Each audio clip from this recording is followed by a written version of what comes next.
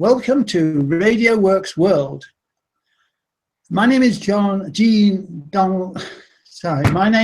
MacDonald, and I'm delighted to welcome as my guest Marina, who has kindly helped me to get this set up and has encouraged me to make this do this talk.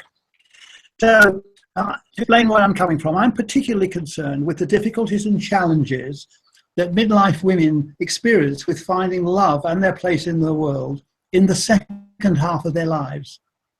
I've recently written a book called Love, Sex and the Midlife Woman. The subtitle is Your Guide to Empowering Intimate Relationships. Now, I was born a boy, but I've always been fascinated by the way girls and women live and all things feminine. Now, this interest started long before puberty. I went on to live successfully as a man for about 40 years. Then I started to move towards being a transgenderist. Now, you may not have come across that term before. It means living a dual life, both as a woman and as a man. And that also means being able to see things from both a female and a male point of view. The purpose of the book, Love, Sex and the Midlife Woman, is to help midlife women regain their confidence and power. This mostly comes from finding love.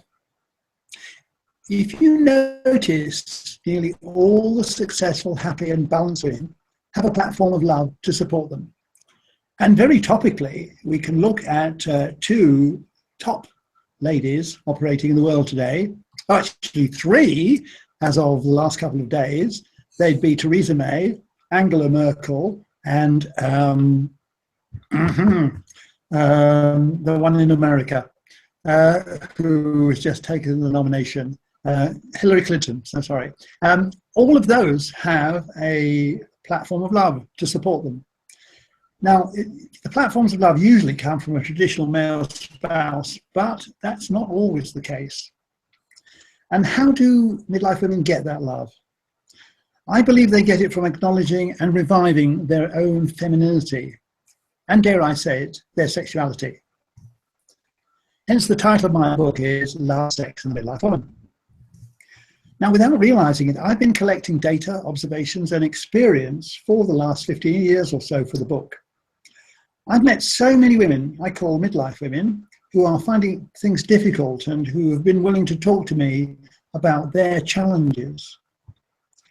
One point I'd like to make is that we know we have a high divorce rate and high separation rate from couples, among midlife couples. That's where the peak is, in the 45 to 55 age group.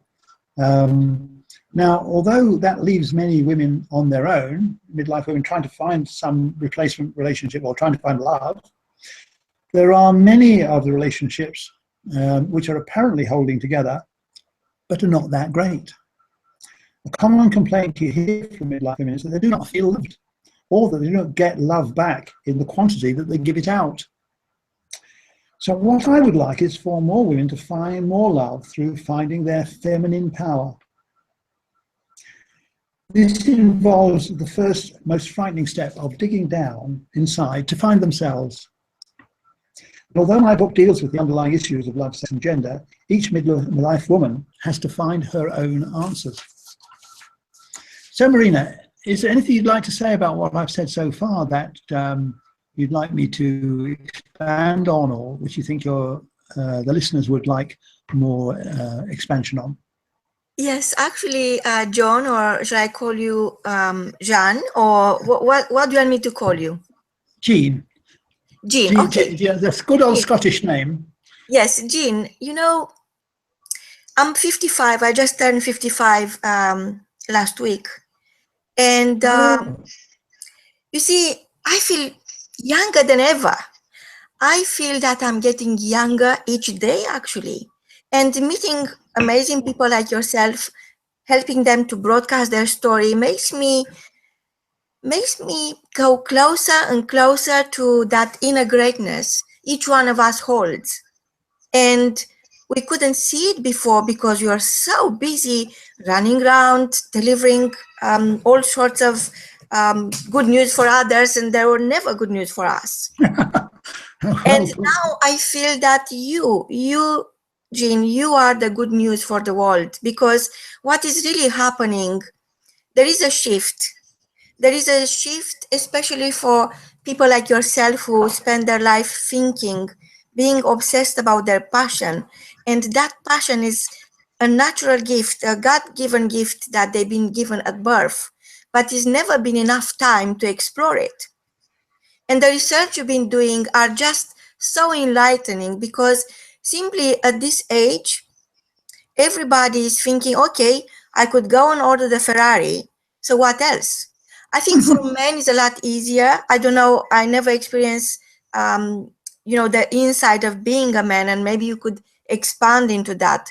But for men, it is great because it's the time when they could go chasing younger women. They look great, they are so confident, and they have money, they have everything.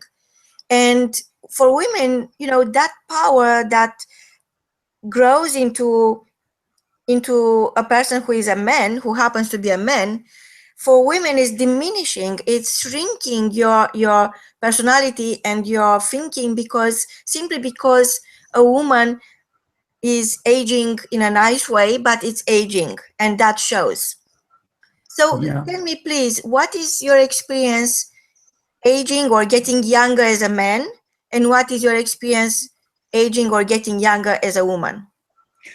Well, there's a lot there to cover. Let me go back to the starting point. We have plenty of time. And always welcome to come back with some more. Cover as much as you can, and just share with us.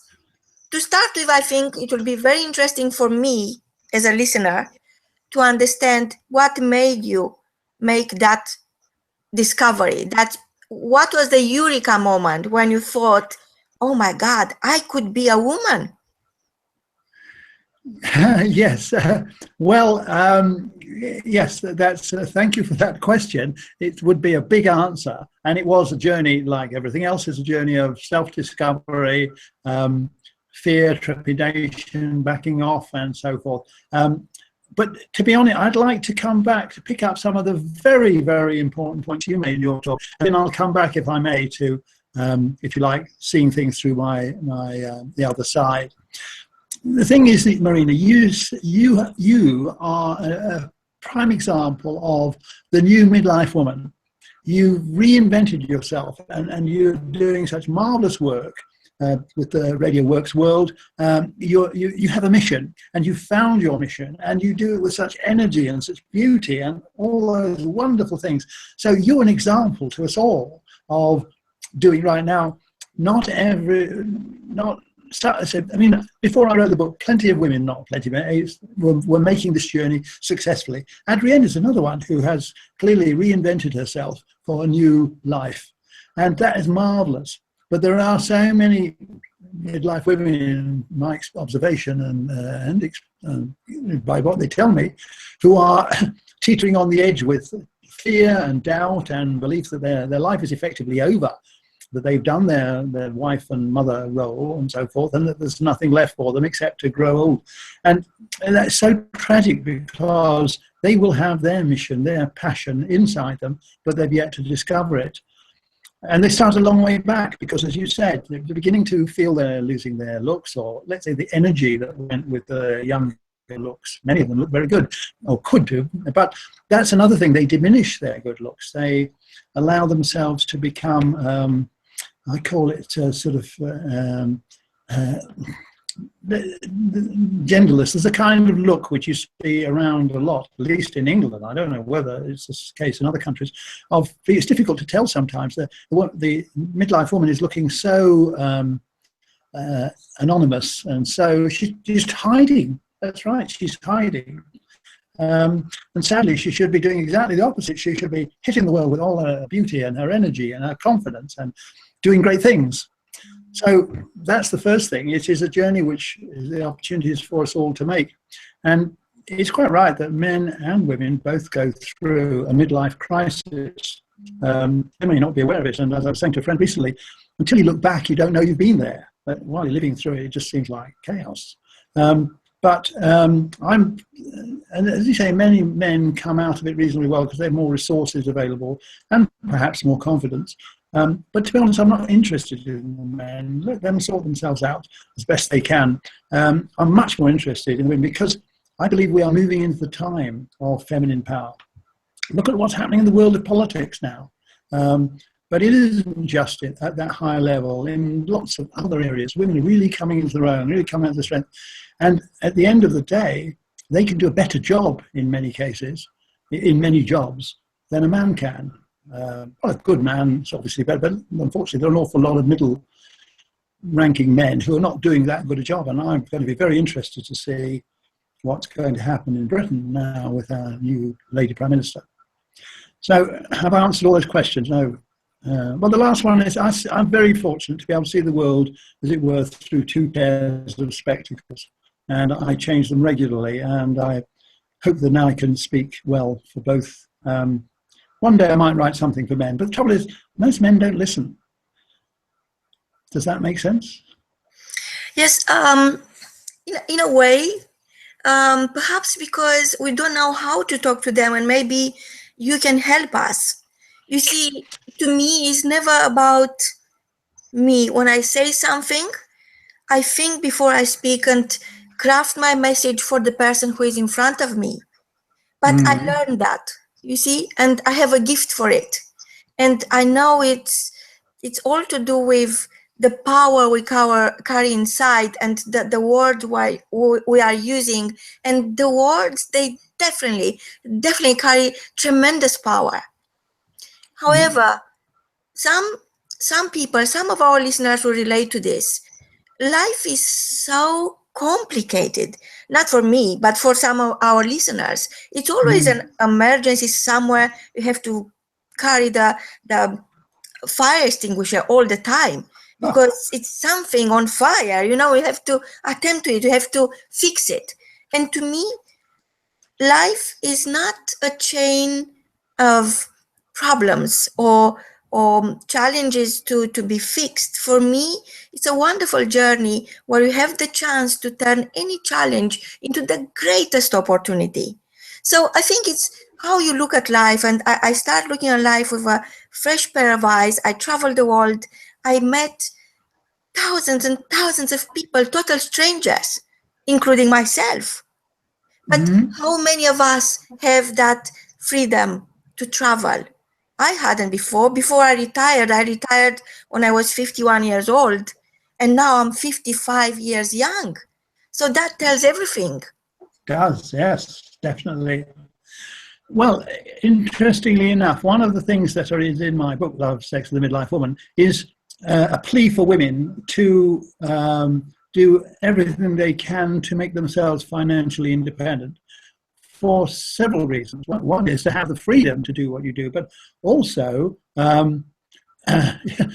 with money you can buy off a lot of the issues that you have to deal with, the firefighting issues, because there's no one else there to deal with it. Whereas in this day and age, some of them, not all of them, but many of them can be, with money, can be alleviated so that the burden doesn't entirely fall on your shoulders.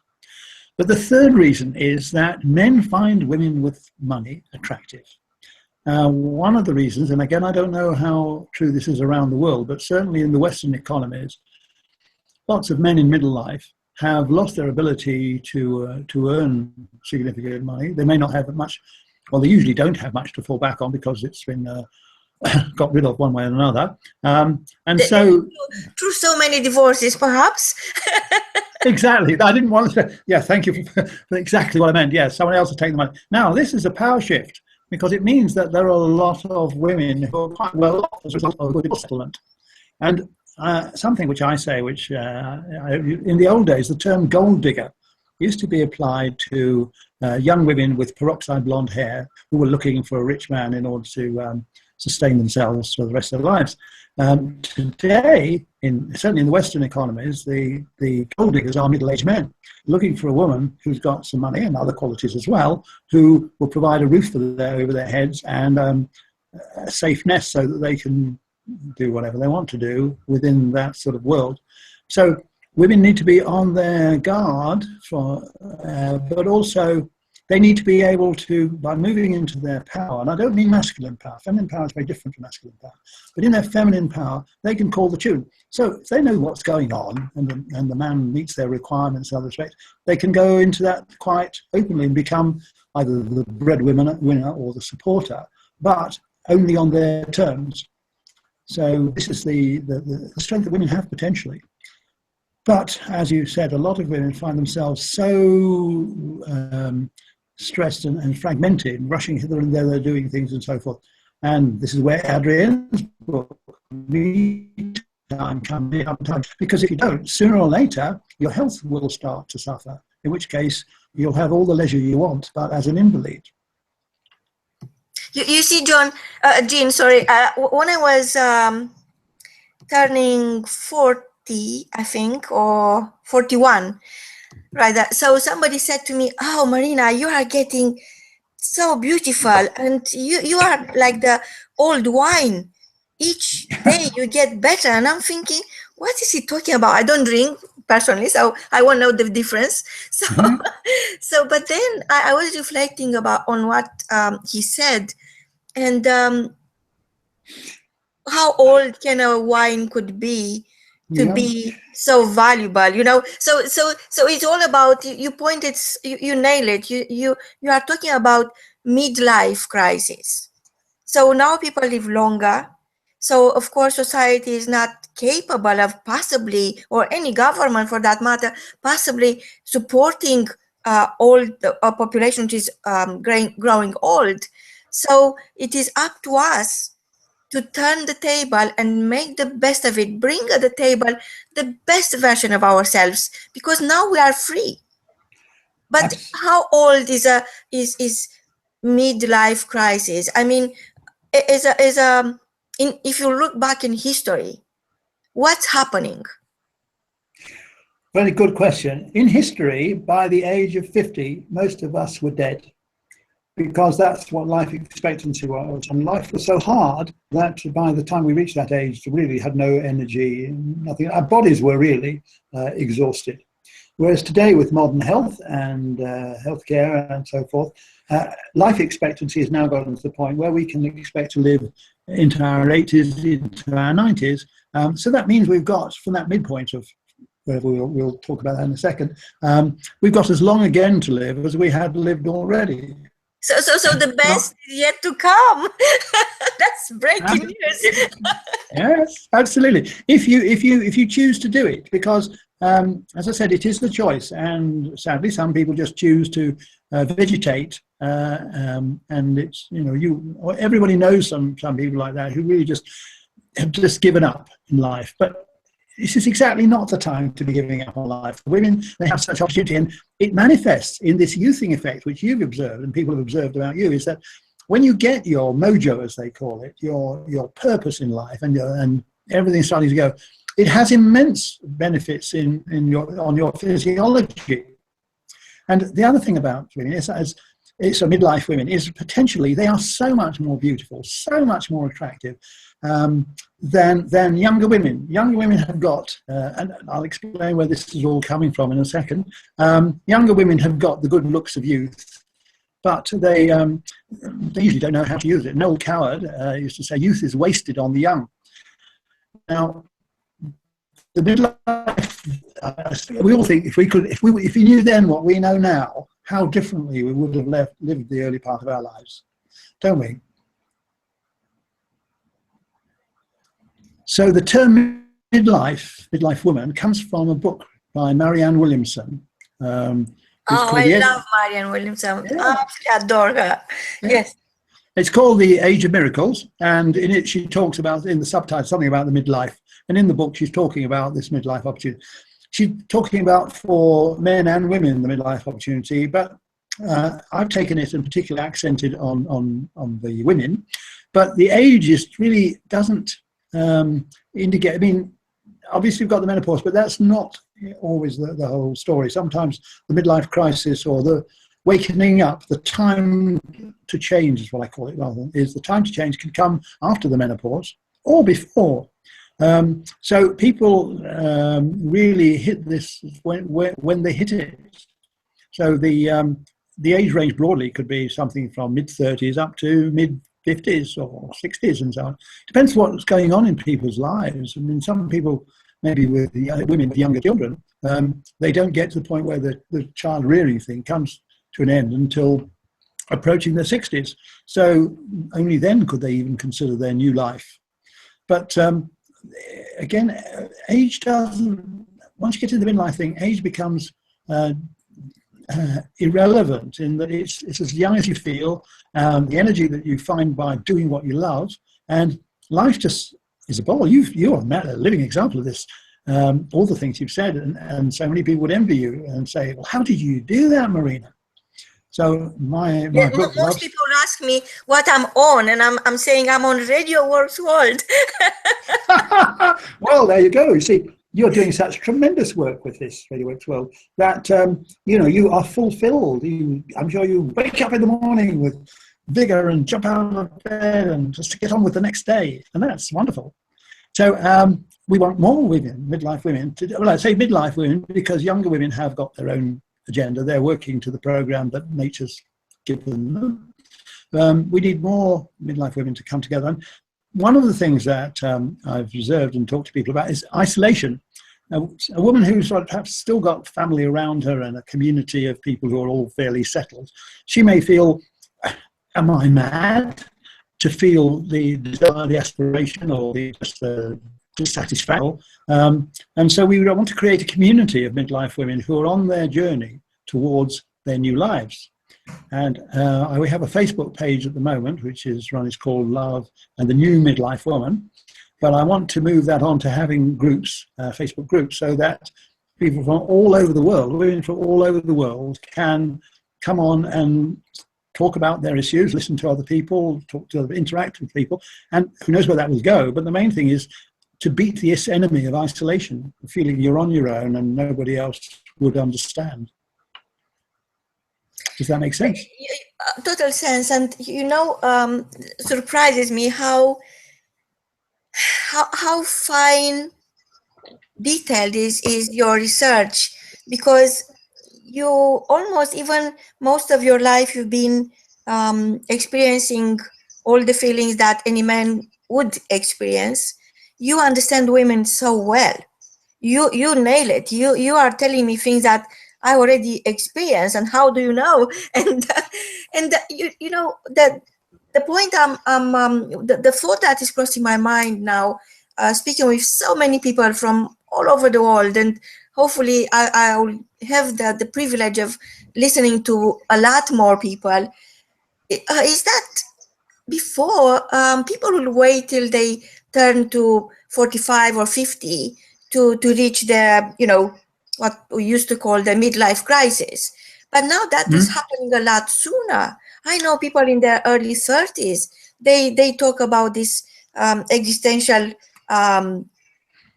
journey, and they don't know who they are anymore.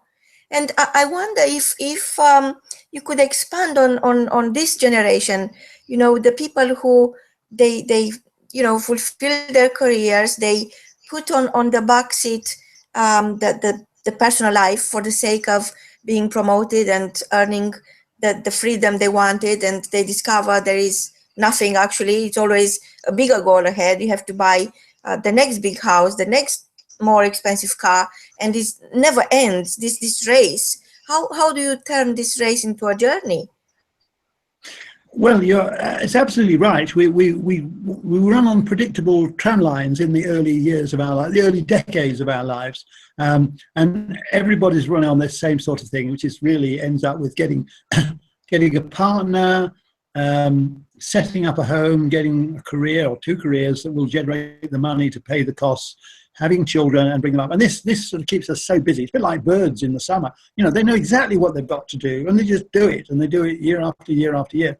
They don't wake up as people do, and this is their inner calling to say, is this all there is to life? Is this what I came for? Just to reproduce the population for the planet? And it used to be that later in life this came up, but a lot of younger people, we have some brilliant people. I mean, I sometimes talk to them, or they talk to me, and I say, How do you know that? It took me 50 years to work that out. They're already there. So these young people come with knowledge and wisdom, which is really quite, what's the word? It makes you feel humble because they're already so advanced. And so these are the young people that you were talking about, I think, the ones who are saying, is this all there is to life? What am I here for?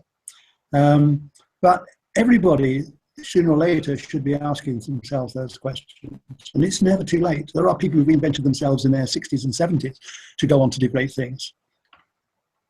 I'm fascinated by this limitation of the word age, that does the limitation that word brings to your mind, because it's just a matter of numbers. If you don't mind, they don't mind, like they don't matter. So to me, the midlife crisis was a very lonely place, because I retired, and from a person who was taking 150 calls a day, I become somebody that nobody needs.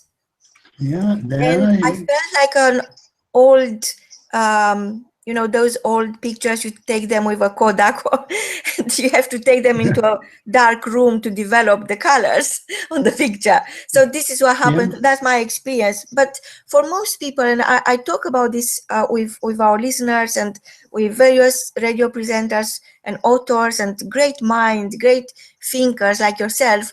And apparently, it is the fear that you passed your due date, and it's like the best was in the past, and then you enter that space where actually is you live in a past. You can't enjoy the moment simply because you are left behind in the past. So you can't progress, you can't develop yourself, or you can't develop your true worth, your true colors, simply because you are living in a past of suppressed by that fear that the best stuff that ever happened to you already happened. And it's so much that you don't even imagine what's possible, and it's out there and it's available for you and me, for each one of us. It's just a matter of choice, like you said, Jean. And I wonder, what do you see? How do you see the world becoming? Well, it's very interesting what you were saying about the importance that people give to age, or allow age to be given, is a social program. We have this thing. I mean, one of the things that we have is the old biblical, you live for 4 years and 10. No, 60 years and 10. So by the time you're 70, or if you're approaching 70, it's time to get ready to die. Well, that's certainly not true, and there's plenty of evidence around that now. But you said something a little earlier. You do not let age matter. You don't consider age, and I think that is vital. One of the worst things you hear is people saying, well, I'm only this age, or do you realize how old I am? And, I just think to myself, that's rubbish. I don't never talk about my age to people because it's none of their business. In fact, I just say to people who ask me, that my polite answer is, I've forgotten. Because life is... Yeah, life. Lovely. I love it. Can I use that? Yeah, with pleasure. Yes, it's very good. It's a quick way of dealing with this issue, because most people don't press you after that. And indeed, What's next, Jean? What's next and exciting for you? Share with us. Tell our listeners, because you live your dream, and you had the guts and the courage to turn your life around, to reinvent yourself in more than one ways. And it's so much respect from me and from our listeners for your decision to make your own decisions before somebody else is going to make the wrong decision for you. Because you see, we live in a world where decisions have to be made. And it's simply that if you don't make the decision for yourself, somebody else is going to make it for you. And it's almost guaranteed it's not going to be the best outcome for you. And it's simply that people are at this age, people are talking about midlife crisis. I think how this starts is, why is all this happening to me? But guess what? It's happening for you to wake up, for you to move on and move along and discover who you truly are. So what is exciting for you, Jean, now? Well, firstly, let me say, I wish I had, when I was writing the book, because I don't want to tinker with it anymore, I wish I had access to some of your wisdom. You've summed up so beautifully many of the things that I'm stumbling to say in the book. Now, let me just talk a little bit about the book. But the book is only the opening salvo of what I have in mind. So the book, as I said, is educational in the sense of people were brought up with all these terms, love, sex, and gender, where they were given in childhood or early years anyway, fixed ideas about this is what it is, this is what you think about, this is what you should and shouldn't do. And they've never been re-examined. So that's what the book does. But towards the end, I say, well, it's time to do something. If you agree with all this and you want to change, it's time to do something. And I'm now working on a 10-step program, which enables women to work through the various areas that can be holding them back and that they need to address or look at. They may, systematically, they need to work through some of those areas to come up with a formula. And in the course of doing that, they will frame and mold their own particular path, their own particular role. It's daring to believe that you could and should, that you're capable of, and the world needs you to do what emerges as your passion. So this is the aim to move on to, and as I said, it's supported by the community, having a community of new midlife women. And I mean, people can then reinvent themselves. They can still hang around to help and support the new ones coming through, like yourself and Adriel and so forth, because they become more, and the more that people wake up, and perhaps we can help them wake up to the fact of their potential and to dare to believe that they can do so much, that we can move them along. So it becomes an ongoing community of more and more people achieving that, and more people aspiring to their end. Does that make sense? Absolutely, Jean. And I'm thinking that I was thinking, who is your ideal client? And actually, who likes or who wants to have a midlife crisis? Nobody. No. So I think your book is going to sell truly like hot cake. And I think your program is going to help so many millions and millions of people around the world to empower themselves and reinvent themselves on their own terms. I so congratulate you on your decision to come out and speak up and stand up for what you believe in, because unless you do, nobody will. You are the only one, the one and only Jean, who can deliver this message. And you bring the good news, the great news. So the great news is that we are not aging anymore. We don't have room, we don't have time for midlife crisis. And we are here to, oh my God, to have a heck of celebrations. And each day to celebrate everything, to celebrate the fact that we wake up in the morning, the fact that I can smile with no reason, and everything else in between. And I don't need anyone's approval. It is time for each one of us to endorse their own vision. And you are doing that so beautifully, Jean. I'm so proud to be one of your friends, and I'm so humbled to be able to help you broadcast your passion. What is the key message for today, Jean? Well, the key message is, if you like what you've heard already, please connect with me, because I need feedback. Although I am drawing on a large group of people that I know, or women that I've known over the years and know currently, I still need more feedback. And the way to do that is to email me. We've got a website, we've got a Facebook group, but the quickest and easiest way to connect is to email me at jean@lovemidlifewoman.com. So perhaps we can put that somewhere where it can be seen by people listening to. Definitely, yes. Yeah. But there is a website, which is www.lovemidlifewoman.com, and there is a Facebook group page so far called facebook.com New Midlife Woman. So there are three ways. You know, Jean, I'm thinking that so many of us could turn into making best friends with drinks and alcohol and all sorts of possibilities, that you don't really want to drag yourself into. You could make this part of your life, starting from today, the best part of your life. And Jean is here, we are here, and we are all driving towards a destination that we don't have a name for it, but definitely we enjoy the journey.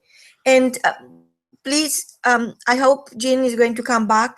Please send your emails, connect with Jean, connect with us. We are very happy to bridge this connection between yourself, our listener, and Jean, and see what's happening next. We have a big celebration coming along very soon in October in London. I hope you are going to join us, Jean. And Well, yes. lots of people are coming from all over the world, and it is your time to be seen, to be heard, and to be present. From both of us, until next time, stay young. Goodbye. Thank you. Goodbye.